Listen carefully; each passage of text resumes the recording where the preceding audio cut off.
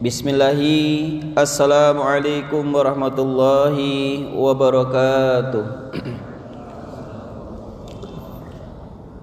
Innal hamdalillahi nahmaduhu wa nasta'inuhu wa nastahdih wa natubu ilaihi min syururi anfusina wa sayyiati a'malina. May yahdihillahu fala mudhillalah wa may yudlilhu fala hadiyalah.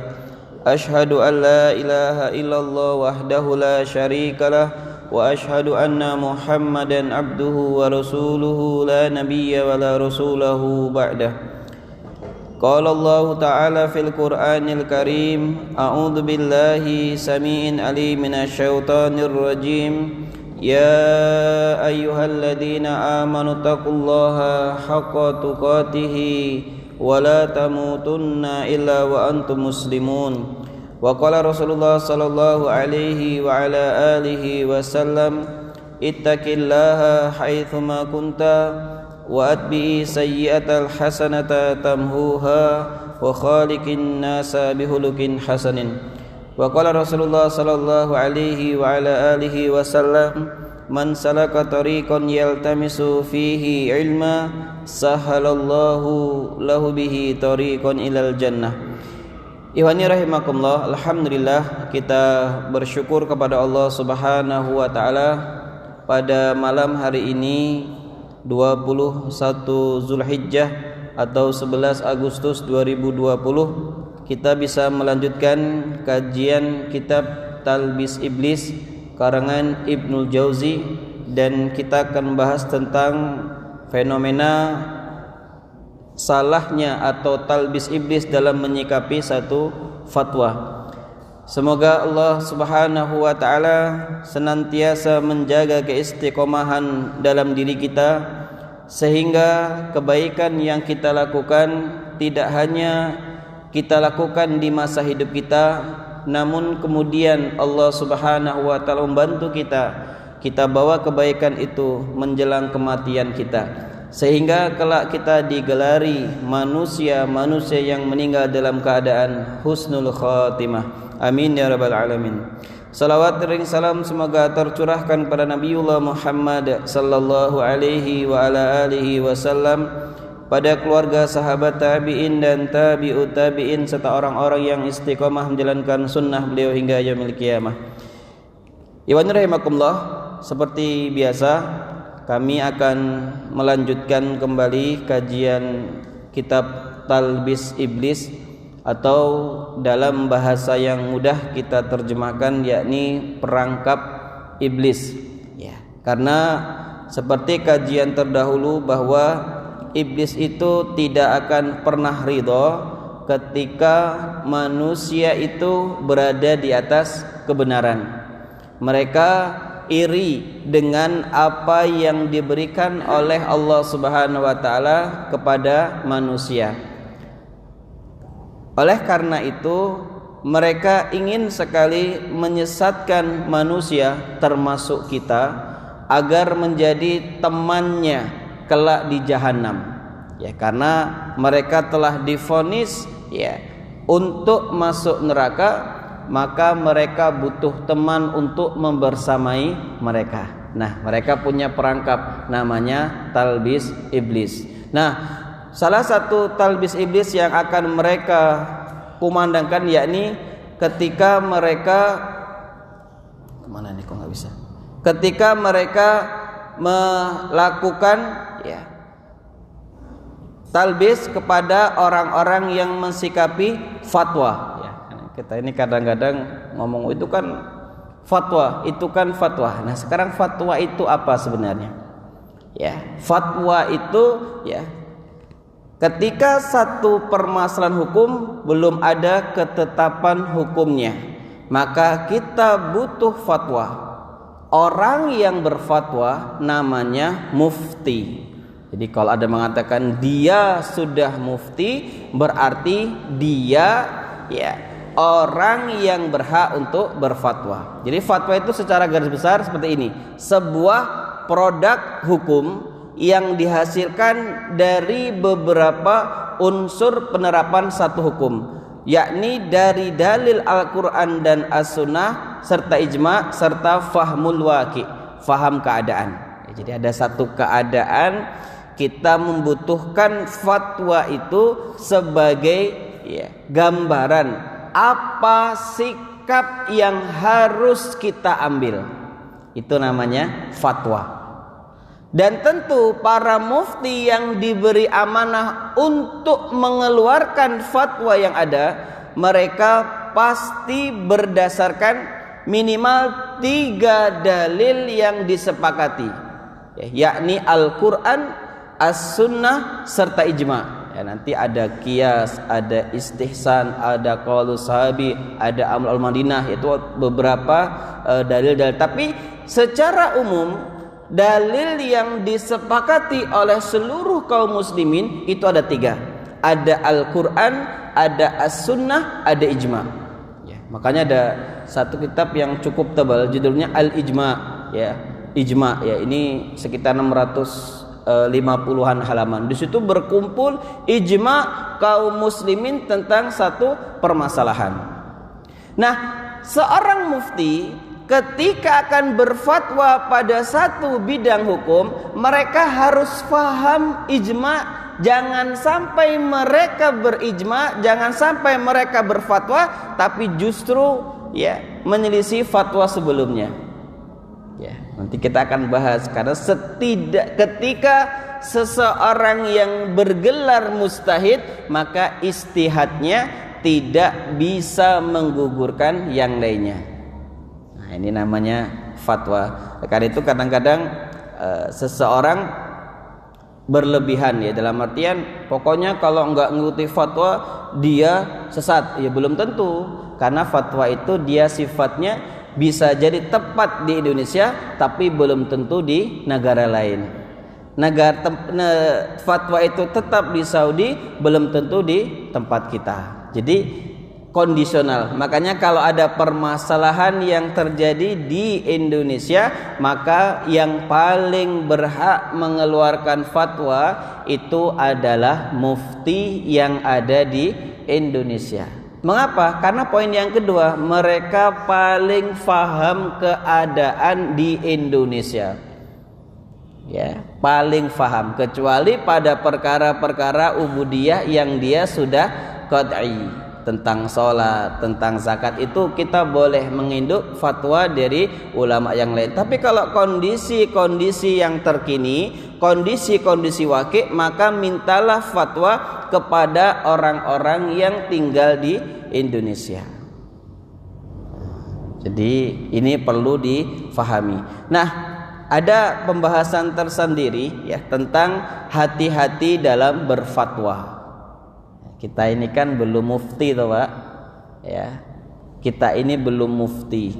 Karena syarat seseorang boleh berfatwa itu minimal dia sudah hafal Al-Quran. Minimal dia sudah faham mana ayat yang menasih, mana ayat yang dimansuh secara hukumnya. Dia harus faham ijma dari permasalahan yang akan dia fatwakan. Jadi tidak ujuk-ujuk mentang-mentang dia sudah bergelar doktor kemudian langsung berfatwa. Belum tentu orang yang bergelar doktor itu layak disebut sebagai seorang mufti. Karena fatwa ini butuh syarat-syaratnya, makanya harus berhati-hati. Saya mengutip 3 kaul dari ulama salaf tentang hal ini. Ibnu Abbas dan Ibnu Mas'ud radhiyallahu anhum, beliau berkata, barang siapa selalu berfatwa pada setiap perkara yang ditanyakan kepadanya, ketahuilah ia adalah orang yang gila. Ditanya langsung jawab, menurut saya. Padahal tidak seperti itu.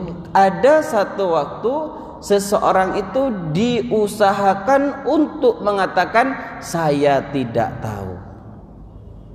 Karena la adri itu nisful ilmi. Ucapan saya tidak tahu itu setengah dari ilmu. Jadi kalau orang ditanya kok diminta fatwa langsung berfatwa, tidak pernah terlihat sedikit pun mengucapkan saya tidak tahu atau nanti saya cari jawaban yang lebih rajih.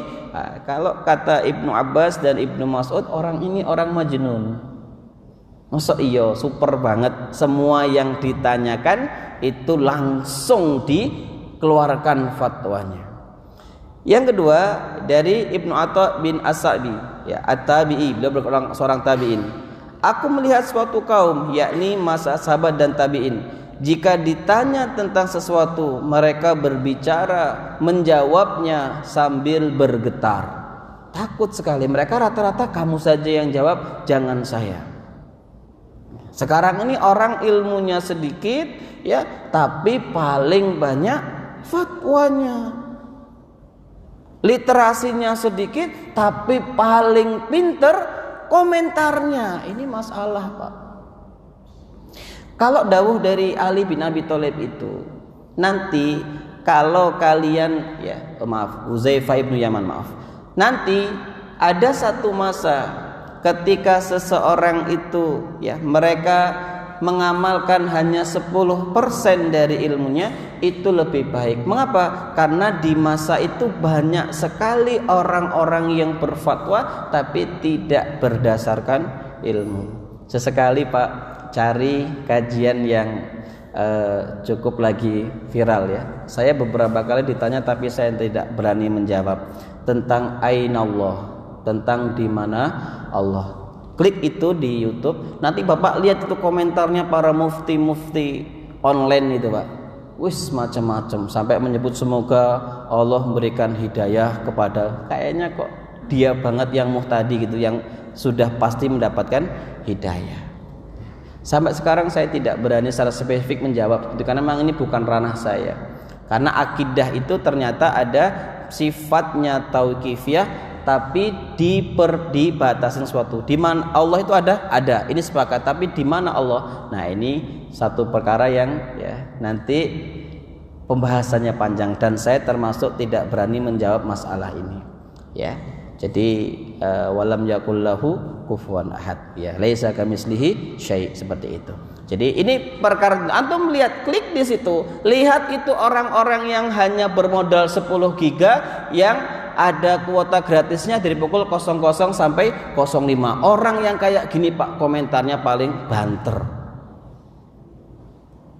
Hanya 10 giga, itu pun ada 5 giga yang pukul 001 sampai 0459. Ini yang paling kenceng fatwanya, paling pinter mencelanya. Makanya kemudian Sufyan bin Uyainah, ya, dan Sonum dia mengatakan orang yang paling berfatwa itu orang yang paling sedikit ilmunya. Insyaallah, ya, Pak.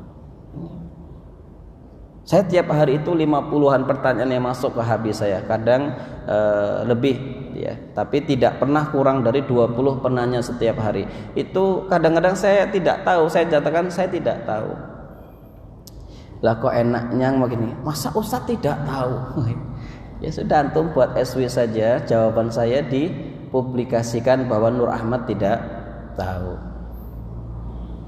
Ya, saya tidak akan pernah malu dikatakan orang yang tidak tahu pada perkara yang antum tanyakan. Ya, karena saya bukan mufti, saya tidak bisa membuat sebuah hukum, ya, produk hukum. Nah, bagaimana bentuk talbisnya ini, Pak, pembahasan kita. Nah, ini kita fokus di sini. Yang pertama, Pak, bentuk talbis iblis kepada orang-orang yang menerima fatwa. Mereka senang dengan pendapatnya sendiri dan menolak, ya, fatwa atau pendapat dari ulama. Dia debat itu fatwa, ya, dia tidak mau menerima fatwa itu, padahal fatwa itu kemaslahatannya lebih besar, sudah ditimbang secara maqasidnya, maksud dari diturunkan hukum, tapi kemudian dia cenderung memilih pendapat sendiri. Padahal dia levelnya masih kayak kita, Pak, hanya seorang muqallid, hanya seorang pengikut. Belum bisa menghadirkan satu hukum, belum bisa menyimpulkan satu hukum. Tapi kalau dia pendapatnya tidak sesuai si fatwa tadi, akan dia tolak. Saya lebih cenderung milih pendapat ini. Padahal dia bisa jadi melakukan itu karena hawa nafsu. Jadi iblis ngomong, sudah kamu milih pendapat ini saja, tidak apa-apa, kamu kan sudah pinter, kamu kan sudah banyak ya ilmu yang didapatkan. Diembuskan itu Pak, sehingga sombong, sehingga merasa dirinya sebagai seorang mufti, sehingga merasa dirinya sebagai seorang mustahid, padahal Al-Quran 30 juz saja dia belum hafal. Jadi kalau syarat menjadi seorang mufti itu yang kami ketahui itu ada 8 Pak. Syarat yang pertama saja saya sudah tidak lulus, karena situ harus hafal 30 juz dan mutkin, bukan lagi hafid tapi mutkin. Mutkin itu Pak, dia ya sampai paham ini ayat di posisi sebelah sekian, itu namanya mutkin. Kalau hafid itu ya pernah setoran. Udah hafal berapa juz Mas? Alhamdulillah sudah 8. Tapi syaratnya jangan dites Ustadz. Nah ini baru hafid namanya. Nah nanti hafid naik level kedua dobit. Dobit naik berikutnya namanya mutkin. Nah orang untuk menjadi mufti syarat yang pertama itu dia harus salah satunya hafal 30. Meskipun ada sebagian ulama yang mengatakan tidak harus, hanya ini salah satu syarat terbaik. Karena bagaimana mungkin dia bisa menelurkan satu hukum kalau sumber hukumnya dia tidak menghafalnya, dia tidak hafal. Meskipun dia bukan syarat mutlak, ini ada ikhtilaf ulama di sini. Ya, jadi iwan rahimakumullah, ya, dia senang dengan pendapatnya sendiri dan menolak pendapat ulama. Pokoknya kayak gini Pak. Jadi kalau Bapak ketemu dengan orang-orang, Mas ketemu dengan orang-orang yang ajiannya pokoknya ndak usah dilayani karena antum pasti kalah.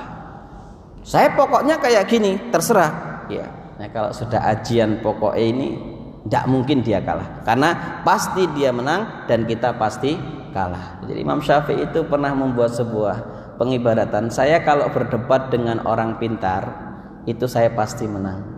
Tapi kalau saya berdebat dengan orang yang bodoh, saya tidak pernah menang dan saya selalu kalah. Kenapa? Karena orang-orang yang tidak pintar itu punya ajian terakhir, ya, yakni ajian pokoknya. Nah, ajian pokoknya ini mbok pukulan matahari sekalipun punya Wiro Sableng itu dia akan kalah. Ajian Serat Jiwa punya Brahma Kumbara itu tidak akan mungkin menang, ya. Siapa lagi yang hebat-hebat orang Indonesia itu? Tidak mungkin, karena dia punya ajian. Saya senang dengan pendapat ini, saya tidak mau fatwa itu. Yang kedua, jika fatwa berbeda dengan pilihannya, ia akan membantah, bahkan cenderung akan menggugatnya. Nah, ini fatwanya tidak pas, ini harusnya gitu ya Pak. Ini. Tapi ada juga orang yang berlebihan mensikapi siapapun yang tidak ikuti fatwa maka dia kafir. Itu juga kurang tepat, juga talbis iblis Pak. Jadi kita meremehkan satu fatwa itu kena talbis iblis, kemudian menghukumi orang-orang yang sesat tidak mengikuti satu fatwa juga itu tidak baik. Kenapa? Karena memang fatwa itu sesuatu hal yang ya, zonni, ya, perkiraan, dalam artian itu hasil istihad, kesungguhan dari seorang mustahid, kesungguhan dari seorang mufti untuk mengeluarkan fatwanya. Yang ketiga, ini juga nggak bagus, memaksa orang untuk ikut pendapatnya. Pokoknya kalau tidak ikut dengan saya maka kamu itu musuh Allah. Wah gitu ya Pak. Jadi kalau berbeda pendapat itu manusia itu ada 3 Pak. Dalam kitab Lawami'ul Anwar itu disebutkan orang yang berbeda dengan orang lain itu ada 3 keadaan. Antum milih mana? Monggo. Yang pertama, ini yang paling baik. Jika saya berbeda dengan antum dalam perkara fatwa, dalam perkara fikih, maka antum tetap saudara saya tetap saudara antum. Ini golongan yang baik. Ini orang-orang yang tasamuh, ini orang-orang yang lapang dada, ini orang-orang yang dia memiliki salamatus sudur. Tidak apa-apa Pak, silakan antum milih pendapat itu, tapi maaf saya milih pendapat ini. Ya, misalnya fatwa tentang masalah mengangkat tangan berdoa, mengangkat tangan ketika berdoa setelah azan. Ya.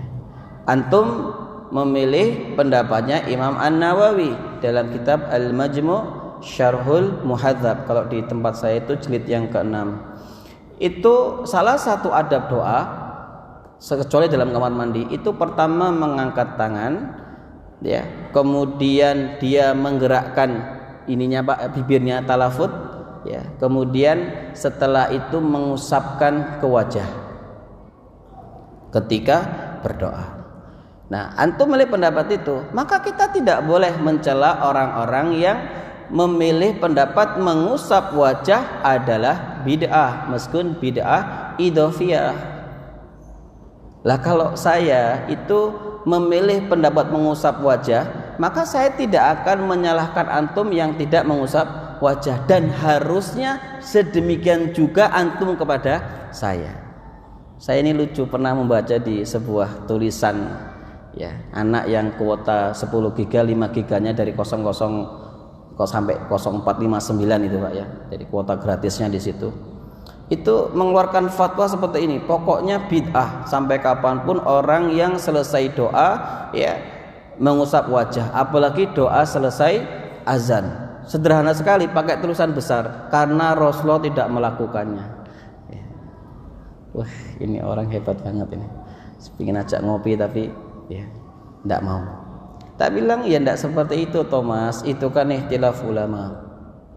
Karena itu ikhtilaf ulama, kita sebagai seorang muqallid maka kita wajib untuk menghargai orang-orang yang memilih fatwa A, meskipun antum memilih B.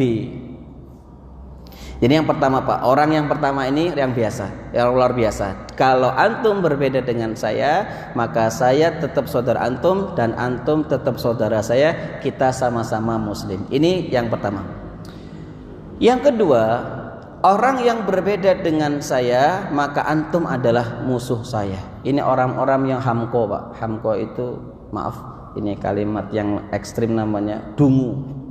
Pokoknya kalau tidak sama dengan saya, antum musuh saya. Wah, ini antum memilih pendapat dari mazhab Maliki dan Hambali, masuk masjid selesai asar, ya, karena niatnya tahiyatul masjid, antum tetap sholat, karena berdasarkan keumuman riwayat, idza dakhala ahadakumul masjida falayajlisa hatta yusalliya rakaatain. Jika kamu masuk ke dalam masjid, janganlah dia duduk sampai sholat 2 rakaat. Kata Imam Ibnu Qudamah dalam kitabnya Al-Mughni, beliau mengatakan karena ada sebab, maka sebaiknya kita tetap sholat tahiyatul masjid. Tapi kemudian mazhab Maliki dan Abu Hanifah, lenda, kan ada larangan sholat ba'da asar sampai matahari tenggelam. Dan uniknya dua hadis ini sama-sama Bukhari, sama-sama sahih. Nah, bagi antum yang melih mazhab Malik, mazhab Hambali dan Syafi'i, bahwa masuk masjid selama dia ada sebab karena masuk masjid maka dia sholat, ya hargai orang yang tidak sholat. Begitu juga yang sholat itu bid'ah itu, gitu ya. Saya ini pernah satu majlis Pak, dan qadarullah saya memilih pendapat yang kalau masuk di waktu yang tidak masuk di waktu yang dilarang, saya tidak sholat. Jadi kalau saya masuk ke sini ba'da maghrib, menjelang maghrib, saya tidak sholat. Saya milih pendapat itu. Nah, satu waktu di majlis hari Rabu, waktu itu saya ngisi majlis, tuh Ustaz lihat, masa menjelang maghrib kok sholat? Nah, kalau saya cocok sama Ustaz ini, yang satu mazhab gitu. Tapi bilangnya enggak apa-apa Pak, ya. Beliau juga punya hujjah karena pakai riwayat umum. Kalimatnya jika kalian masuk ke dalam masjid, tidak ada kalimat kecuali waktu yang dilarang, maka mereka menggunakan hadis itu. Jadi benar Ustaz, benar. Yang salah kalau kita menyalahkan. Nah, yang ketiga Pak, orang yang berpendapat kok kemudian memaksa, sebenarnya ini yang paling ngeri Pak. Ini orang-orang ekstrim nih. Siapa yang berbeda dengan pendapat saya berarti dia musuh Allah. Woi, seakan dia ini benar-benar Hizbullah, benar-benar pasukannya Allah. Yang beda pokoknya dia musuhnya Allah. Masya Allah. Nah, ini orang-orang ekstrim ini Pak. Kalau antum tidak suka dengan majlis kami, berarti silakan berhadapan dengan Allah. Wah, ini siapa dia ini kok sampai memaklumankan perang kepada Allah Subhanahu wa taala? Kita untuk perang kepada Allah Subhanahu, enggak mungkin lah kita bisa. Nah, ini orang-orang yang seperti ini bahaya. Karena merasa apa yang dia anut, apa yang dia pilih seakan sudah pasti digaransi oleh Allah Subhanahu wa taala. Makanya Pak ustadz-ustadz kita lihat kiai-kiai kita itu kalau selesai kajian rata mereka mengucapkan wallahu a'lam bishawab. Allah paling tahu dengan apa yang itu sebuah kebenaran. Ya. Saya pernah ikuti sebuah daurah usul fikih. Kan ada kaidah berbunyi seperti idza istahada mustahidani fahduhuma khata'un. Jika dua mustahid itu beristihad dalam satu permasalahan, pasti salah satunya salah. Saya tanya kepada syekhnya itu, lah kalau kaidah ini seperti ini, ya berarti kalau misalnya orang masuk asar dia salat, dia salah dong syekh. Ya, maka beliau menjawab, karena kita tidak ada tahu mana itu kebenaran. Maka kita saling menghargai ketika itu ranah ikhtilaf. Gitu ya Pak. Jadi jangan memaksa orang untuk itu pendapat kita. Itu talbis iblis juga Pak. Kemudian yang keempat, ini juga talbis iblis. Apa? Menghajar atau menjauhi orang-orang yang berbeda dalam memilih fatwa. Jadi punya gap gitu Pak ya. Jadi ditanya, kamu kalau ditanya di mana Allah, itu jawabnya ars, wah itu golongan kami. Kalau menjawab Allah bila makan tidak bertempat, oh itu lain gitu ya Pak ya. Ini bahaya Pak. Sebenarnya tidak harus seperti itu, karena memang Allah ada ya, itu sepakat ada. Tapi di mana Allah itu kan ranah khilafiyah, karena mengistimbatkan dua dalil yang berbeda. Laisa kamitslihi syai', kemudian yang kedua Ar-Rahman 'alal 'arsy istawa. Ya, saya tawakuf ya. Saya punya buku namanya Mauqif Ahlus Sunnah wal Jamaah fi Tauhid Asma wa Sifat. Saya kaji ini ketika saya santri tahun 2004. Buku ini masih ada ya. Dan banyak coretan-coretan dari ustadz saya ketika mengajar itu. Dan sampai saat ini ustadz di mana Allah? Saya jawab, apakah dengan mengetahui seperti itu kemudian jawaban kita imannya bertambah? Dari pertanyaannya saja sudah kurang tepat. Jadi mohon maaf Pak, antum jabri saya, itu nomor saya, di mana Allah Ustaz? Saya akan jawab ya, laisa kamitslihi syai' wa lam yakul lahu kufuwan ahad. Dan saya sampai sekarang tidak berani mengucapkan di mana. Tapi saya yakin Allah itu ada, dia ya di tempat yang paling tinggi. Dia di keadaan yang paling mulia ya. Sebutan fis sama itu bukan sesuatu yang mulia, yang tinggi. Tapi ada yang mengatakan fis sama maksudnya di ars. Ya sudahlah Pak, kita saling menghargai saja. Yang penting kita yakin Allah itu ada. Dan jangan paksa saya untuk menjawab sesuatu yang saya tidak tahu. Saya lebih baik dibilang bodoh daripada menjawab satu perkara yang itu akan diminta pertanggungjawaban di hadapan Allah. Hari ini saya broadcast satu hadis yang berbunyi kullu muskirin haramun. Setiap yang memabukkan itu hukumnya haram. Saya contohkan di situ narkoba itu tidak ada pada zaman Rasul, tapi kan dimabukkan maka narkoba itu hukumnya ya haram. Meskipun tidak ada wala tashrabu narkoba seperti itu, tapi karena unsur memabukkan dan mafsadah maka dia hukumnya haram. Ada yang nanya, Ustaz, lah berarti kalau mabuk kendaraan haram juga Ustaz? Ini salah fokus juga ini. Orang Aceh yang nanya. Tak bilang ibu, saya harus jawab, ya Ustaz please dijawab. Ya yang dimaksud kullu miskin haram itu zat atau benda. Ya kalau mabuk ini karena mungkin dia jarang naik mobil, berarti boleh tuh Ustaz mabuk? Ya enggak apa-apa. Kalau saya mengharamkan kan repot Pak. Nah, ini kan gagal fokus namanya. Ada ibu-ibu itu orang dari Aceh ya, karena saya tulisnya ibu fulana Aceh. Berarti kalau mabuk itu mabuk kendaraan haram dong Ustaz, karena setiap yang bukan adalah haram. Bukan seperti itu, maksudnya zat bendanya kalau dia dipakai dia memabukkan.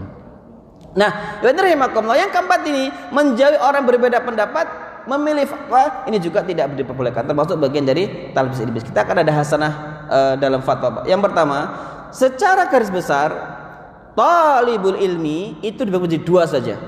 Pertama dia mustahid, yang kedua dia muqallid.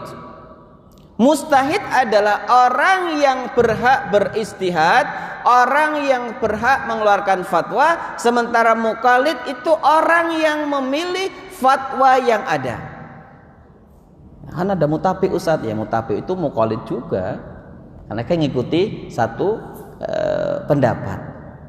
Makanya kalau pembahasan wajibkah bermazhab, ya kalau memang dia orang-orang yang malas ribet gitu ya Pak ya, orang-orang yang dia sulit untuk membedakan, ya sebaiknya dia bermazhab, ikuti saja gurunya, dan itu statusnya muqallid, dan ini hukumnya boleh. Kok Bapak suratnya kayak gitu? Saya ngelihat guru saya seperti itu, orang seperti ini boleh Pak, karena dia statusnya apa? Muqallid, dan dia yakin gurunya tadi tidak mungkin beramal sesuatu tanpa ada ilmu.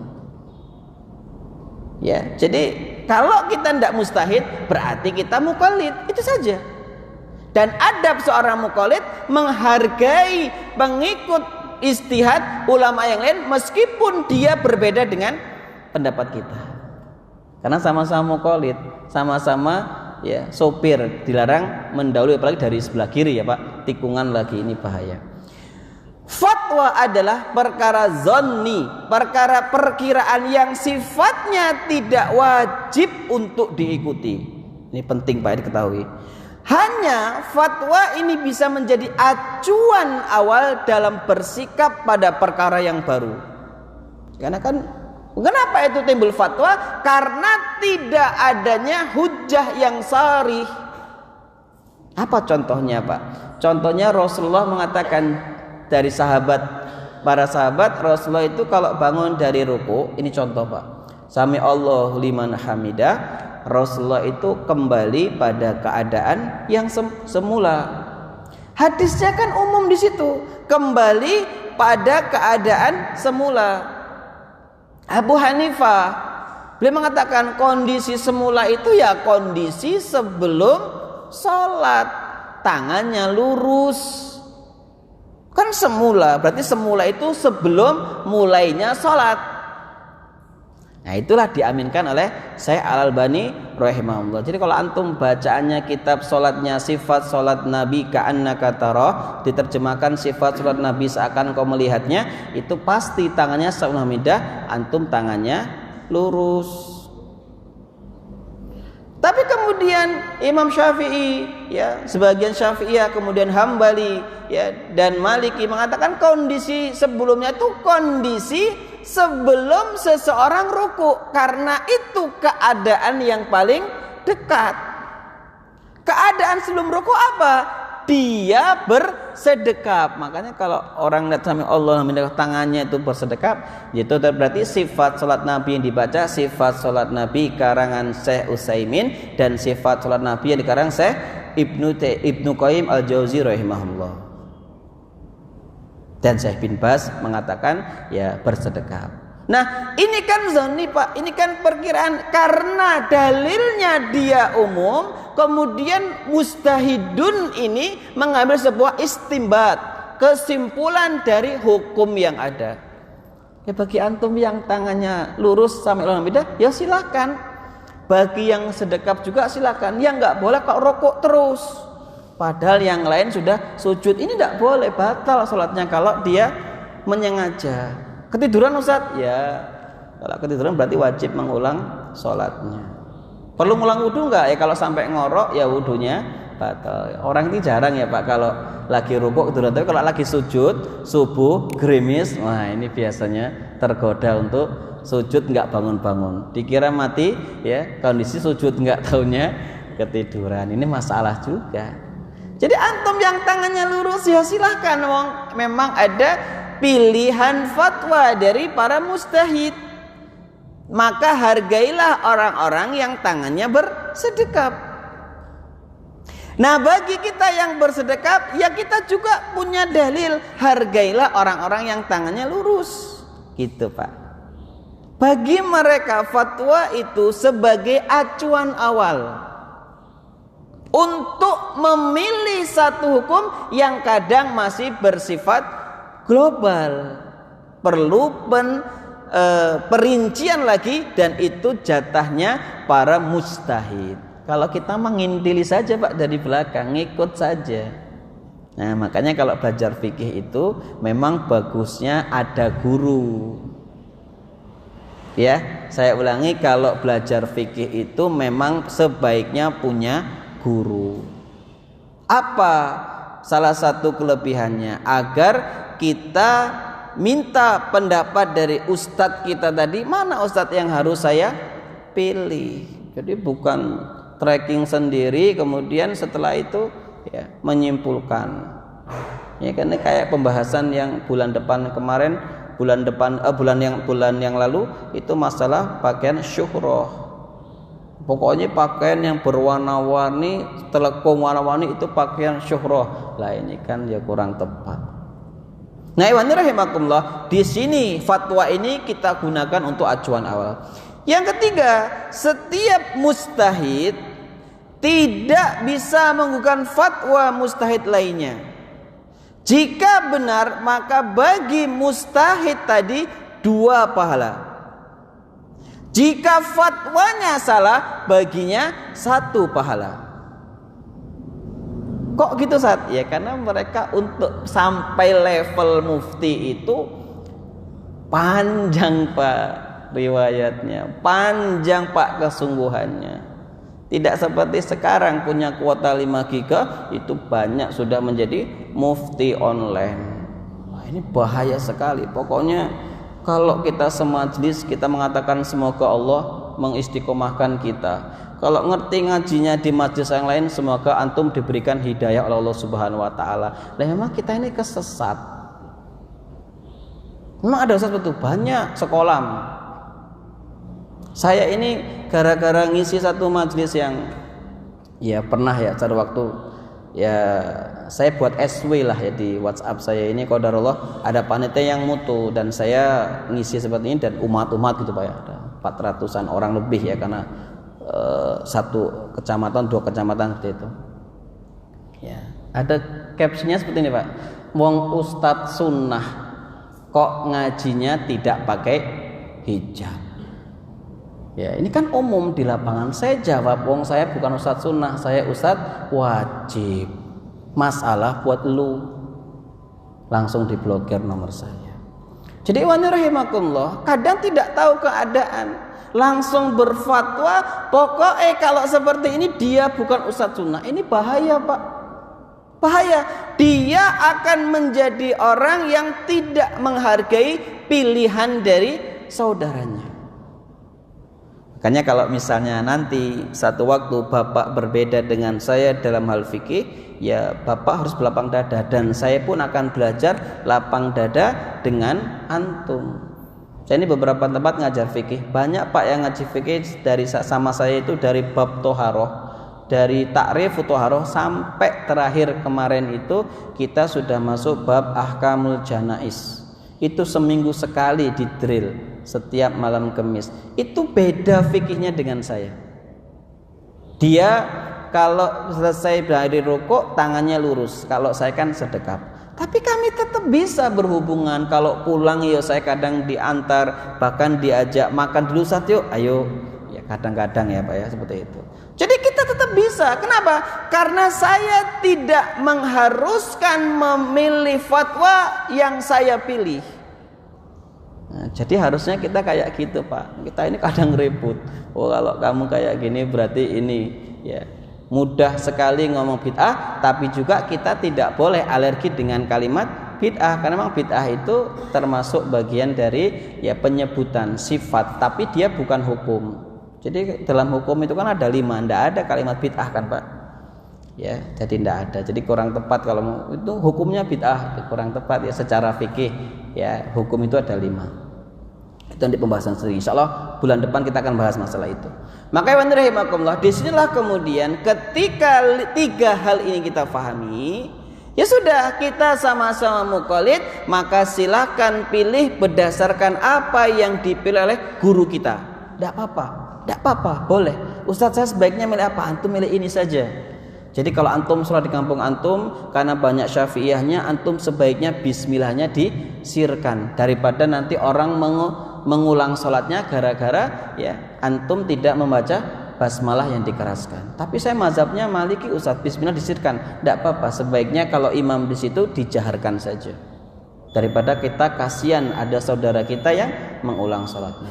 Dipilihkan oleh guru kita dan itu bijak. Dan sebaliknya ketika kita bermazhab Syafi'iyah, sholat di tempat orang bermazhab Hambali dan bermazhab Hanafi, kita tidak kunut, tidak apa-apa, kita ngalah ketika imam tidak usah kunut daripada nanti subhanallah, subhanallah, rame subhanallahnya. Nah inilah fikih luas sekali. Bagi antum yang kunut silahkan lanjutkan karena memang ada hadis-hadis terkait masalah itu. Bagi yang tidak juga tidak masalah. Jangan sampai tidak sholat subuh, ini yang bahaya. Demikian barakallahu fikum. Jika benar ini datang dari Allah Subhanahu wa taala, jika salah dari kami astaghfiru minkum wa astaghfirullakum. Semoga bermanfaat. Kita akhiri dengan baca hamdalah dan doa kafaratul majlis. Alhamdulillah min subhanaka Allahumma wa bihamdika asyhadu alla ilaha illa anta astaghfiruka wa atubu ilaik. Wassalamualaikum warahmatullahi wabarakatuh.